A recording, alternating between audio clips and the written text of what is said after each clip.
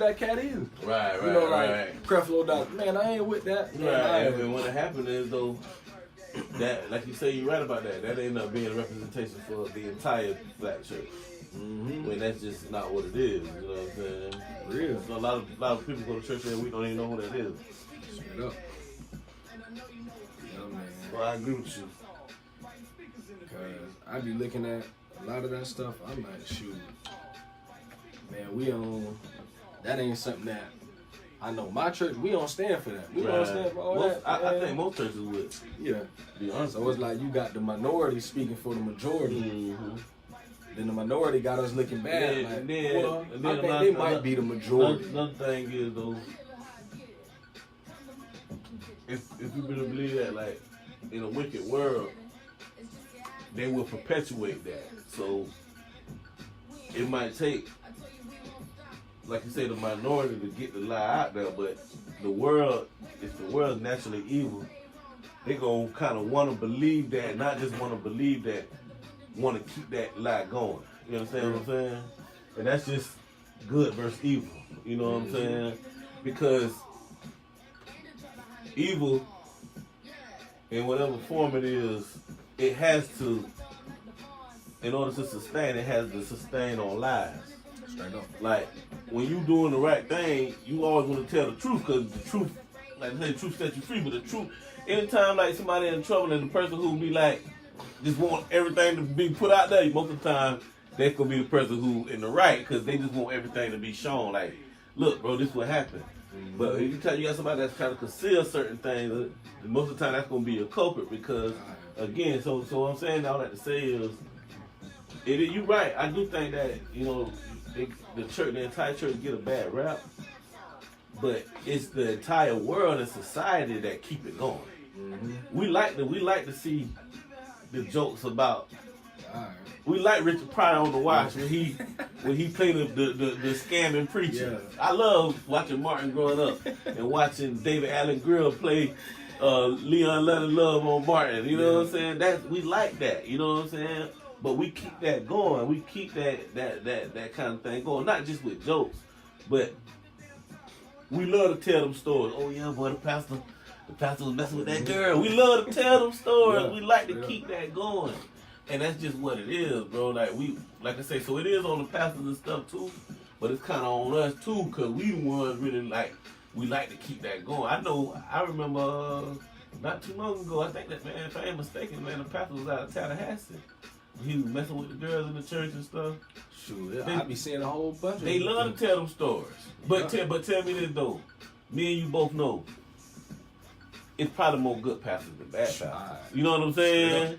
But we tell them stories. I like them. I ain't gonna lie why I say I watch. I keep saying we, cause I'm in that too. I'm a kick and share that too. You know what I'm saying? But that's what we like to do. So we kind of like we perpetuate it. We throwing gas on it to keep it going.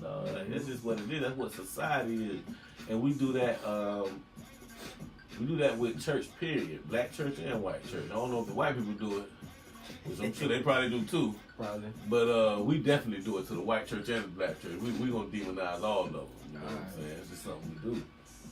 And I think that if you're gonna be into the church, I think you need to. I ain't saying you got to accept that, but I think you gotta at least know that going in. Oh, it's that's something you should already be prepared for that. If not, then you ain't ready for that, dog. But you should know that. You know what I'm saying? Know that you gonna get scrutinized more. People gonna really look at you more like, what that nigga doing? Like, how he reacting to this? You know what I'm saying? Straight up, bro. And I think pastors know that. I think they know that already. You know what I'm saying?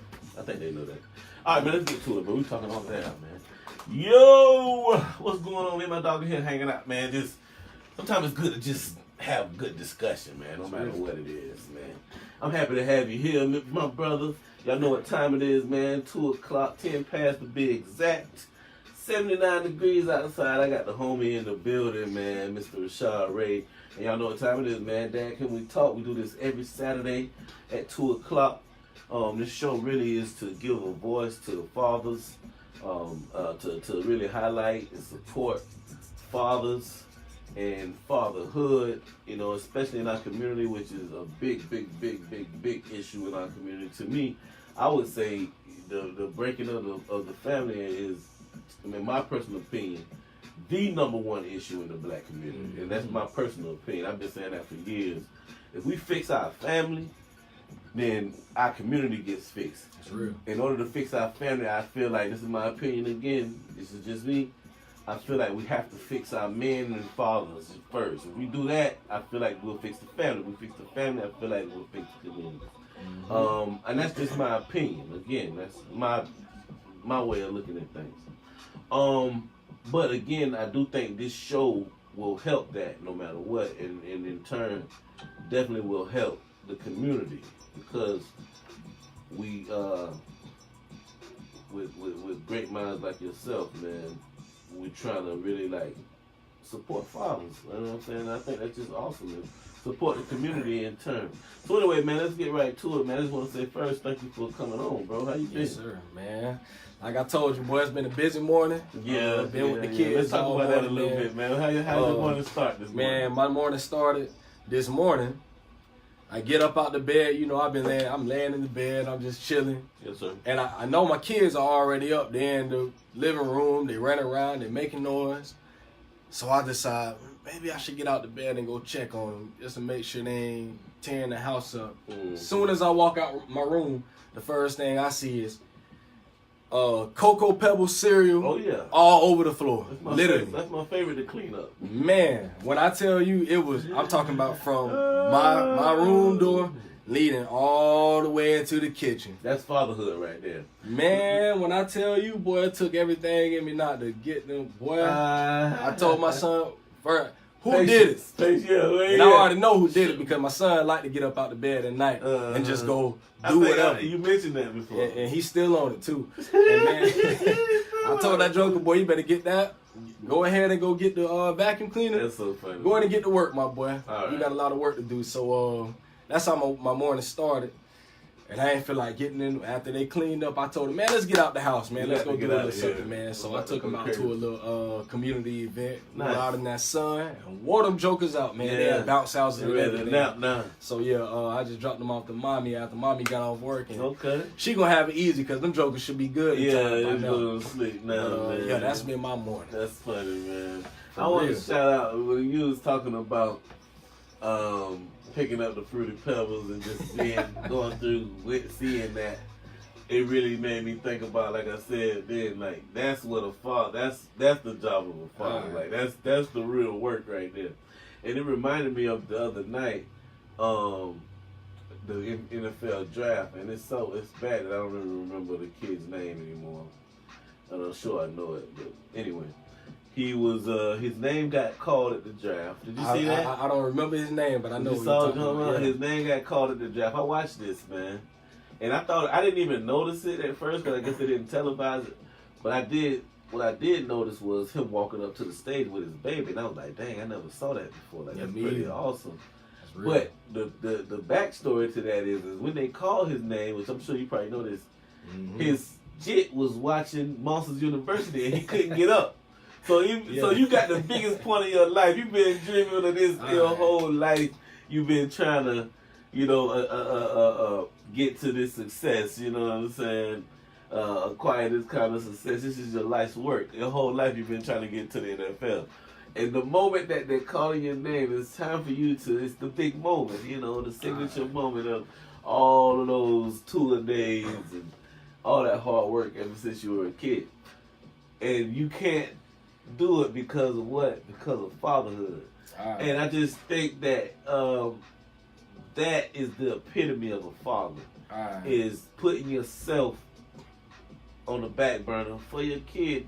His kid was watching Monsters University. They had to wait a little bit. Up, boy. He couldn't get up, dog. And that was just so cool to me to see that, man, because those type of things just don't get highlighted enough, I feel. You know what I'm saying? And I just thought, and that's really bad that I don't even know that kid's name, because I do know it. It's sad that I can't remember it. But anyway, man, moving right along, we kind of stay in the sports arena. With our first topic, I wanted to know how you felt about this.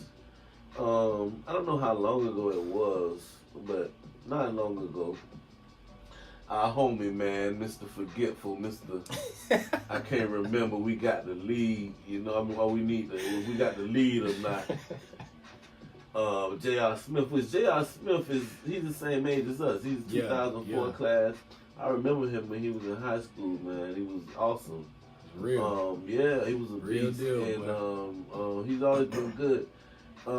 And he in the latter years he turned into a specialist, but I think he's kind of lost it, man. But anyway, recently, just to bring it back, he posted a picture with his daughter, and they both were in the shower. His daughter's a baby, and they didn't have any clothes on. What we should do is post this picture on the Facebook page. Yeah, I posted it on the awesome. the page. Thank you. Look at you, man. There's a comedian named Jess Hilarious. She actually did the same thing with her son a few years ago, and she caught a lot of backlash from that. And I'm assuming that Mr. Smith caught some backlash too. Yeah. I want to know how you feel, man. What's your thoughts on that? Should a man ever shower with his daughter? Sheesh. It was weird to me. I mean, for J.R. Smith, it's fitting. Okay, because it's Considering crazy. him, Yeah, 'cause it's crazy. That's him, man. I mean, the picture when I seen it, I'm like, ain't no surprise to me. That's J.R. Smith. I mean, he's always out there like that. He's a bit wacky. Yeah, but there was a lot of people when the picture came out. People were like, "Well, what is this? Like, why would he be in a like? Who would post this? Yeah. Even if you are doing it, why would you post it online?" Social media, yeah. And that's kind of where I was like.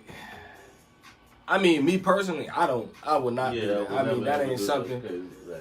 Of course, I bathed my children. Right, but I ain't finna get in there. But I just don't ever think there's an appropriate situation for my testicles to be around my kids. Exactly, man. I just can't weird. justify that. It's a weird thing. I cannot justify that. I can't. There's no way I can make that sound cool or okay. I think I'm cool. I think I'm the coolest dude in the world in my head.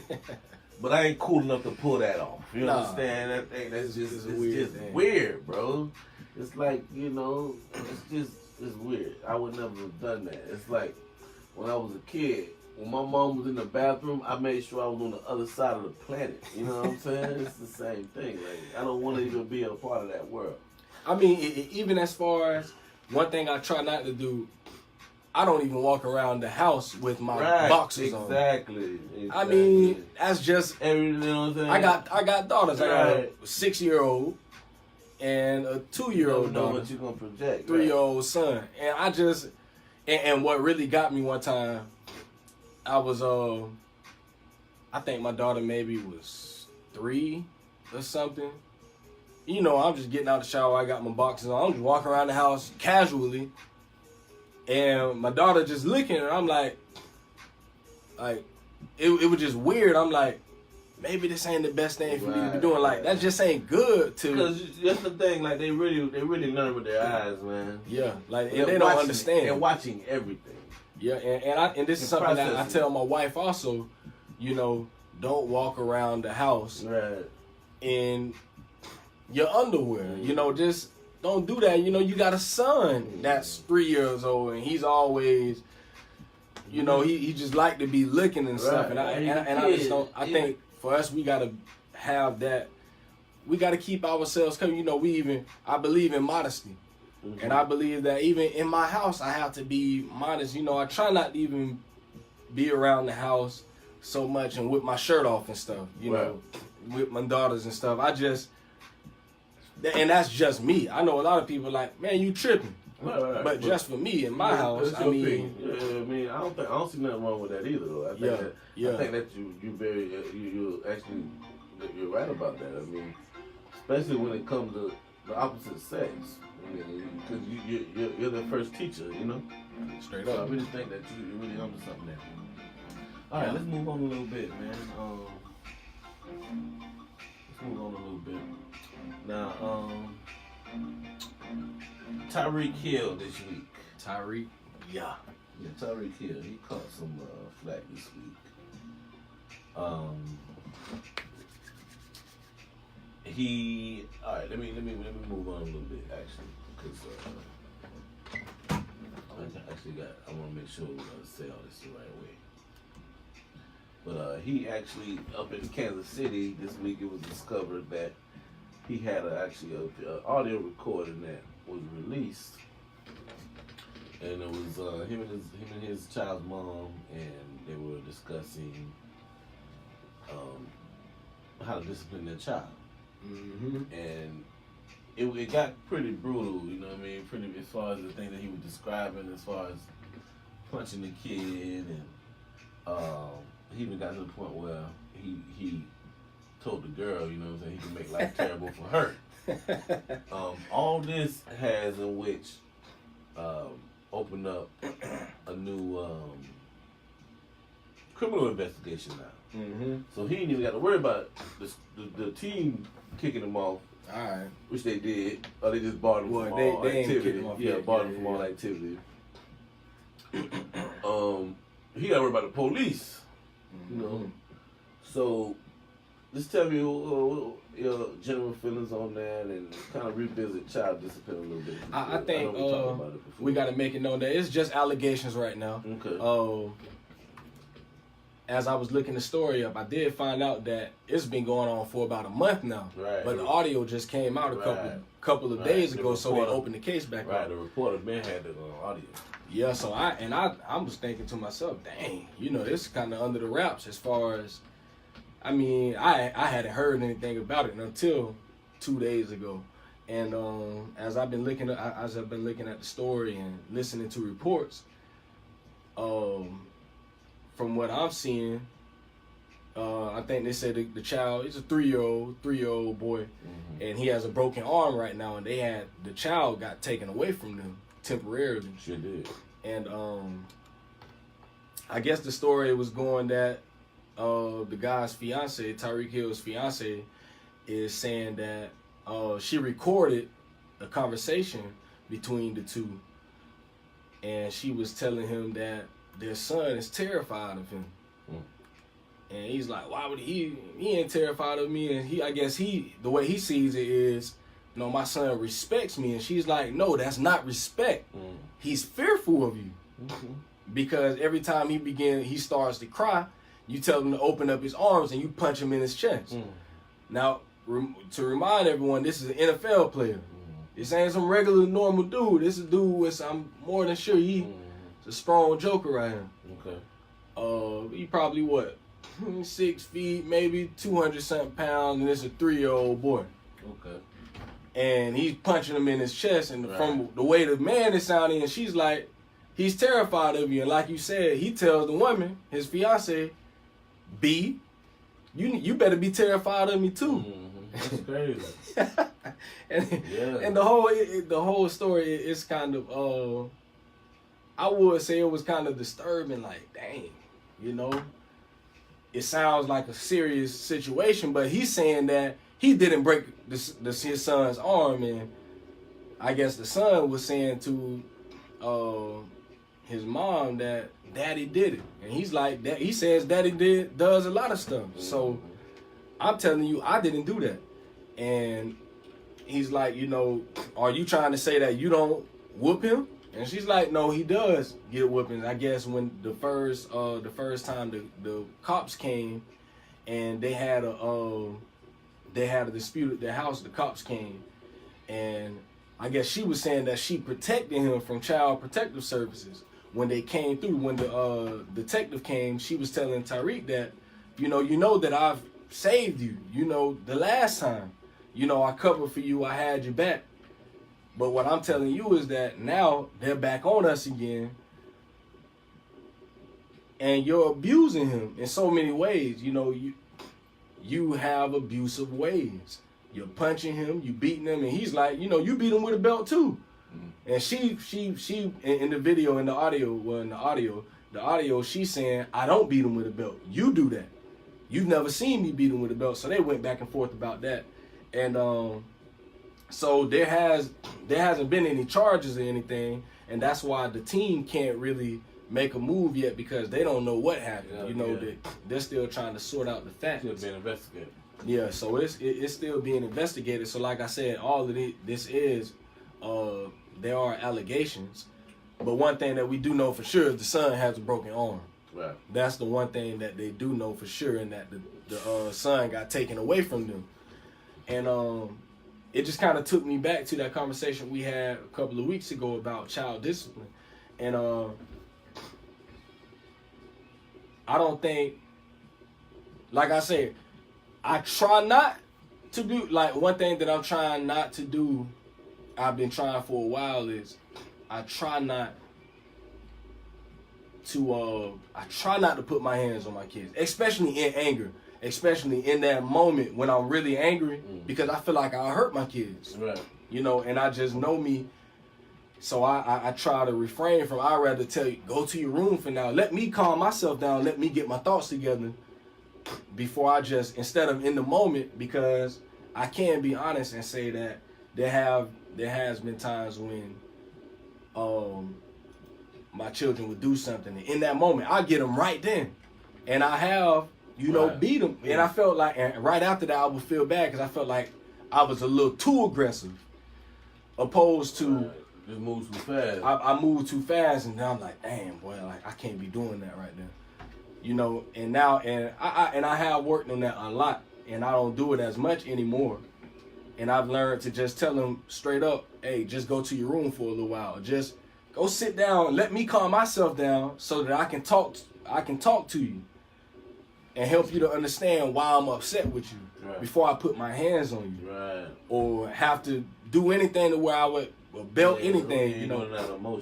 Let me calm myself down, and then we have a conversation about this. And I want to help you to understand what it is that you've done that was wrong, because this is always my fear that, so who knows what happened, but suppose he did put his hands on his son, he ended up breaking his arm. Wow. And now you got these folks on your back now, and now you got to try to find out, okay, boy, I gotta sort some stuff out. I gotta find out what happened, because now you in danger of getting your child taken away from you over probably something that he acted emotionally, or she did, or whoever. They could have acted emotionally in a moment, and now they're in trouble with the law over something that probably could have been sorted out if they took 5 minutes to just say, man, let me think real quick. Let me think about what's the most effective discipline for this child in the moment. Because a lot of times in anger, and I'm just speaking for me, man, just in the moment, I just be like, boy, I'm finna set the brakes off you. And I be that angry. Right. And a lot of times it don't even be so much of them. I could be done just got off work, especially when I just got off work. Yeah. I work 10 hours. Fruity Pebbles everywhere. Fruity Pebbles. I feel you. Boy. Especially when you gotta keep saying the same thing over. I just told you that yesterday. All right, and then just in that moment, boy, and I owe you a couple of them too. Man, and in that moment, I want to get them. Like I'm talking about, I want to get you. I want to make you feel it so that you don't do it again. And especially even after you've gotten them before for that same thing, and then they go do it. Boy, you like, boy, it's all right. Let my wits in, man. No, you right, bro. So, and that's why I'm really, really, really honestly trying to practice that in my in the discipline of my children. And as I look at this situation, and as the facts come out, in the next days or weeks, I'm really interested in seeing what happens, because it's a serious situation. At the Kansas City Chiefs say, of course we're concerned about Tyreek, we're concerned about his fiance, but more than anything, we're concerned about this 3-year-old boy. We're really concerned about his well-being, and as they should be. And it's a serious situation. And I think a lot of parents do find themselves in situations where, of course, we got children that a lot of times at the end of the day, they're children. They're still trying to learn, and But nobody don't know how to get on your nerves like your child do. And I feel like, and I always tell my children, you know what you be doing. You know what make me mad. And I feel like at times they know how to touch them nerves. Yeah. But they don't know how to do. They know how to do it like they know how to test the limits, man. And, man, I think it's something that we gotta really we just gotta like I said the last time. I ain't saying I don't get my children now. I'm just saying I'm trying to get better. You know, I'm really trying to get better and be more wise in when and how I discipline them, because I don't want to put myself in a position where I really hurting them. Understood. You know, because I don't want to be in trouble with the law for one, and then I don't want to hurt my children. I just want them to understand that, man, there's certain things you just can't do, That's man. right, And sometimes I feel like the only way I can get that to them is if I get them. That's their worst feel a lot of time. Yeah, man. I remember I told my daughter one time, man, I'm like, look, I can give you a whooping right now. You can go back out there and play. Or you could, cause she really ain't want to, they was all out in the yard, all my kids out there playing together. And they was fighting, and she did something. I told her, I said, look, I'll give you a whooping right now. You just go right back out and play. You just come in here and stay for 3 hours by yourself. She said, she told me, I had to laugh. It was so funny. She said, I want to play, but I don't want no whooping. And she ain't get no whooping. She went in the room. That's like, and you can't say that's not an effective tool. Right. Because you know that was her worst fear at that moment. Like, man, and that's where men come in, because my mom whooped us, and I remember being scared of whoopings. I remember coming home thinking like, damn, I'm gonna get a whooping when she come home. But it got to a point where whoopings ain't work no more. Yeah. I mean, I'm 13, 14 now. I mean, matter of fact, for what I want to get in trouble for, I take a whooping. You know what I'm saying? You go ahead and give me that. Most of that off and be fine. But so that's where fathers come in, because they could be that disciplined when you understand that. Okay, I don't have to physically beat you to discipline you. I can do it in a whole nother way. And I just feel like it's men that have to fill that void. All right, man. Let's move on to more pressing things here, man. More, I'll say, things that might really affect us. And I really want you to get your take on this. Now, the Florida Senate has approved a bill that brings the state one step closer to allowing teachers in all of its 67 school districts to carry guns on campus for protection. Now, the state Senate voted 22-17 on Tuesday to advance the bill to its final stage. Now, if passed by the House, the new legislation would permit teachers to report to school armed, but only after they passed a psychological test and had at least 144 hours of training at a sheriff's office and the approval of the school district. Now, tell me, brother. So it's saying here, it's not all the way final. It has to be passed in the House. Mm-hmm. Tell me how you feel about this, man. What do you think, brother? Man, this is something we talked about a couple of weeks ago when my brother Darius was here, and I just don't really see the need for it. Right. It's not something that I agree with at all. Mm-hmm. Because for one, I feel like the majority of teachers are white women. Oh, they are. It's 80-90%. So okay, so now boom, you got. I forgot it was a specific number. Yeah, I forgot. They're definitely the majority. Mm-hmm. And now you got, say for instance, she's an 11th grade teacher, and she's dealing with 16-year-old boys. Okay. Oh, okay. Black boys. Mm-hmm. And I know you got a young son right now. I know you've seen these jokers are big nowadays. Oh, my son, he's bigger than both of us. Big old jits, man. 14 years old, right. That's probably my biggest fear, is him getting mistaken as an adult. All right. I think about that a lot. Big kids. Mm-hmm. And I think they can be, and I think the fear factor for a lot of white America, what we've seen, I think they're intimidated a lot of times, especially by our kids. We've seen many stories in the news where, I mean, it's been perpetuated for the longest, To me, right. My biggest fear is that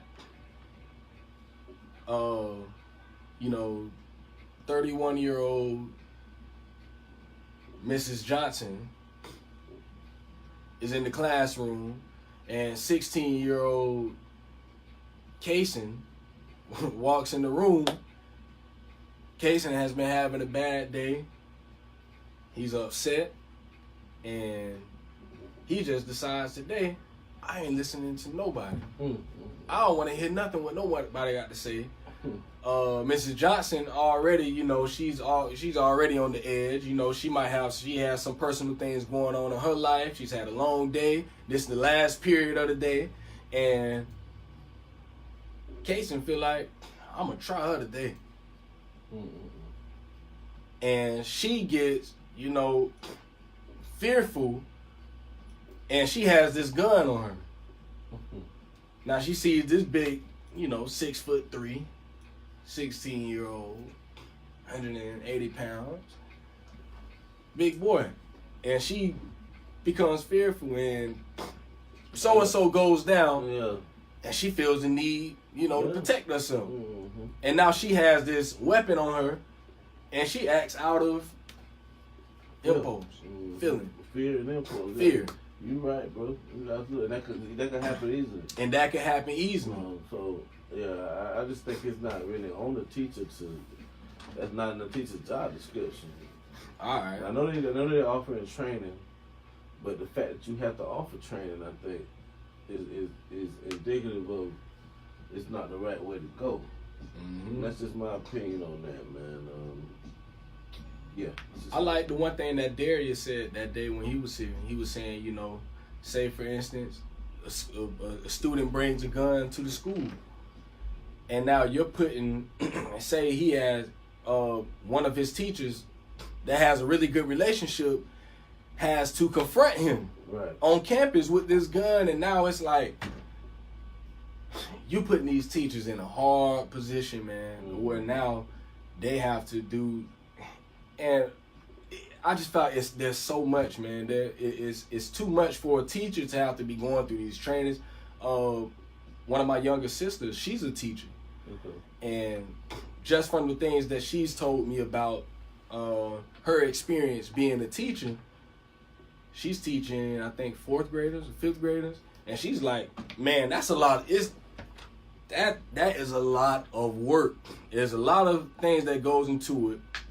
You know, and it's stressful, you know, you take that stuff home, and then you already got things, especially if you have kids of your own, and then you come to school, and then, you know, you got the principal on your back about test scores and all of these different things, and now it's like you're adding another component of stress on these teachers, worrying that I got this gun on me. Right, and that's the thing, like, if it's only voluntary, you know what I'm saying? Well, only the teachers that want to do it are doing it. I think that's a red flag too. Cause why you so gung ho to get a gun, Mr. Geometry? All right. Yeah, that don't have nothing to do with no guns. Like what you know? So it's just, I just don't see the upside to it, man. Me either, man. So I mean, I'm praying, man, that I just don't want it to be passed, honestly. And I think I think we can look more into how we can help, maybe speak out on it. I haven't looked into that, but I think that's something that I do want to look into and see if there is any way that someone we can maybe speak to as a community, as parents. Because I think they should really take everyone into the equation on the decision. You know, parents, teachers, community members. Because a lot of people, you know, from what I've seen the other day, I seen it was shared on social media, and a lot of parents are like, I don't feel safe sending my children to school now. Guns, yeah, we don't have guns in my house. We don't have guns in my house. So I don't want my kid around no gun ever. So, you know, so now they're like, there's people saying, I want to get my kids out of public school now. You know, I want to start looking the private route. And so you look at it as like a divisive issue, huh? It's it's very divisive, man, and I think it's very more than anything it's dangerous, man. I think we're more than anything. I think what we need is more law enforcement in the school. More than anything, I mean security guards, something. People whose job that is, you know, that's your job to do that type of stuff. Make a position for it. You know, I don't think that's the teacher. The teacher's job is to teach. Right. You know, they are educators. I don't want a librarian holding the Uzi back there. I like. Yeah. I just don't feel like that's their job. Academia. People not. That's what I say. That's what made me. What I'm saying, like, that would make me really like my antennas go up, because if you a teacher, you ain't really from there. So if you want a gun, what you really want a gun for? All right. You already been I don't know. That's a red flag there, Mr. Mrs. Johnson, whatever the case is. You know what I'm saying? Well, anyway, man. Another good show, man. Another good show, sir. bro. Any closing thoughts, man? Any resources for our dads out there? Anything you know what I'm saying? You want to tell them? There was something coming for Father's Day, and in June. Father's Day is coming up in a couple of months. I'm thinking what I might put on the Facebook page, and also we have a new Instagram page. So if you want to follow that, go to Instagram at Dad Can We Talk. Okay. Go and follow the page. But I think I'm gonna put it out there in the next couple of weeks where I want to give people the opportunity to start nominating dads. Nice. For Father's Day, and I want to be able to like a dad of the year or something like that on Father's Day. That sounds good, man. Find a good sponsor, put behind that, give them a good gift. Give them a little gift, man. Bring them on the show. That'll be awesome. I love that. And I want to be able to just sit down with them, man. So be on the lookout for that. I'm trying to get that. I got that in the works. It's a thought right now. Okay. And so we got about a month and a half before that goes down. Dads, man, get ready for Mother's Day. Mother's Day is coming up pretty soon, man. My anniversary is on May 12th. My anniversary is always on the weekend of nice. Mother's Day. So trying to see what we gonna do, man. So I'm on congratulations. 7-year anniversary, congratulations, man. brother. Yeah, y'all be on the lookout, man. Be on the lookout for this announcement about Father's Day. So if you got some good dads in mind, send them our way. Send me some stories, send me some pictures, and y'all know where to find us at Dad Can We Talk on Facebook and on Instagram.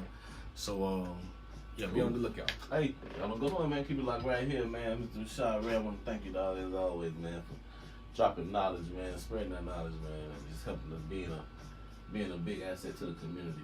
Now keep it locked right here, man. WBT 90.1 FM to be. It's your boy Jerry Jerkins right here on the Jerry Jerkins Show with Dad Can We Talk, man, with my host, man, Mr. Rashad Ray. Don't go nowhere, y'all. Keep it locked right here. Got a lot of hot music coming up. 3 o'clock hour, 4 o'clock hour, man.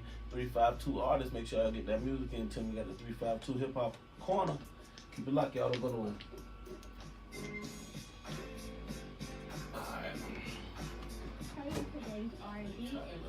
Out of here, man. Yo, boy. Yeah, man. I don't know what's going on with that, man.